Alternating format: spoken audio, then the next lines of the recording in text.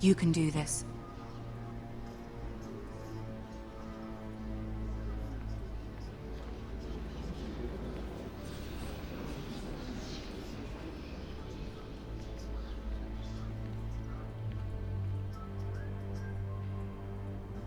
Ah, Lady Marjorie. Aren't you looking lovely this evening? Lord Tyrion. Your Grace? With your permission, allow me to introduce Lady Mira of House Forrester.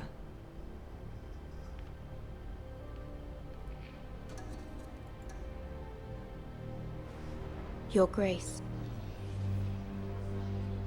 The girl knows her courtesies. Impressive. You may rise. House Forrester is a northern house loyal to the king. Are they? I beg your pardon, Your Grace. I wasn't talking to you. I want to hear from the girl. Is your family loyal to the king? Perhaps you should ask the new Lord Forrester. He's not here, is he? She is. Joffrey is the one true king, Your Grace. And yet... For centuries, the Forresters have been loyal bannermen to House Stark. A house of traitors. They were the Wardens of the North. We all served at the pleasure of the king. Clever girl. Perhaps too clever for her own good. The girl did name Joffrey as the one true king. Is your house willing to swear fealty to your new liege lord, Roose Bolton? He is the Warden of the North, Your Grace. He is. And I the Queen Regent and Tyrion the Master of Coin. The girl has a remarkable talent for answering questions while in fact saying nothing at all. Old allegiances are not easily abandoned. But now that the war is over, we must look to rebuild and forge new alliances. There are ships and shields to be built, and Joffrey will need a steady supply of ironwood for his armies. I'm told there are others who would happily serve that purpose, but I trust we can rely on House Forrester. Forster Ironwood does seem rather unique. Our talent is unrivaled, Your Grace. Forrester Ironwood is highly sought after in the Seven Kingdoms. So I'm told. It would be a shame to see it fall into the hands of another house. I imagine you'd do almost anything to prevent that from happening, wouldn't you? Ask any Lannister, and they'd do whatever was necessary to save Casterly Rock. It would be unfortunate to see another house lay claim to what's yours. Yes, Your Grace. I would do anything. I see. What would you have the girl do, Cersei? It's not as if she fought beside the Starks, wielding a battle axe for the Northern Army. It raises an interesting question, I suppose. Can we truly blame those who end up on the wrong side of the war? Our dear Marjorie here was betrothed to Renly Baratheon on the false assumption that he would one day rule the Seven Kingdoms. Can we fault her for her mistake? Should she be held accountable? I won't judge her, Your Grace. I wasn't there. I didn't face her decisions. Aren't you a delightful girl? If only one could flit through life without ever holding an opinion of their own. If there's a point to this, I hope you find it quickly.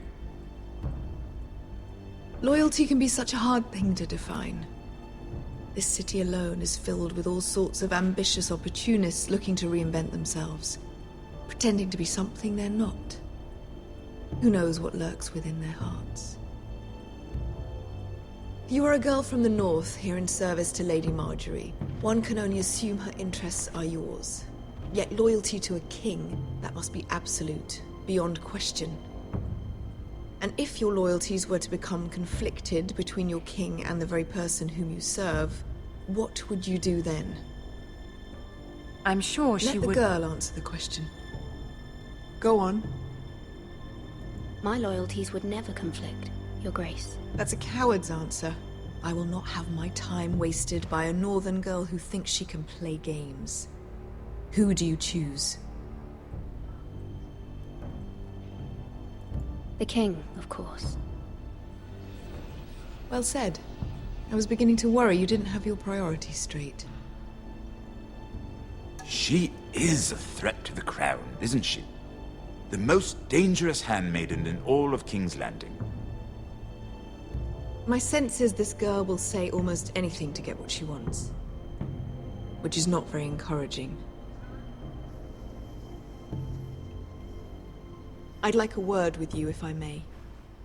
Of course, Your Grace.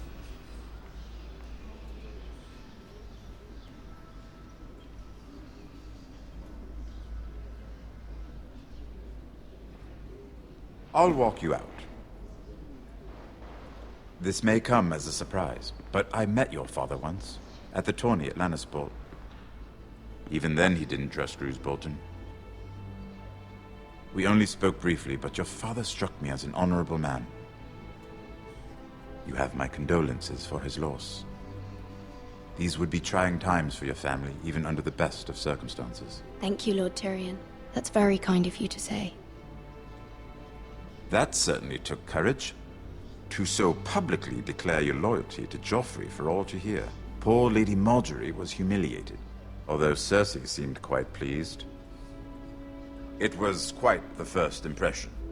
I, of course, found it all highly entertaining. I was trying to appease her. I think that was clear to everyone. My sister and I have our differences. She takes great pleasure in her little charades. I take mine in thwarting them. We must find our amusements where we can. She threatened to give your ironwood to another house. It is the Master of Coin who decides such matters. The Crown needs boats. Boats need wood, and I speak for the Crown in this regard, not her. You can help my family.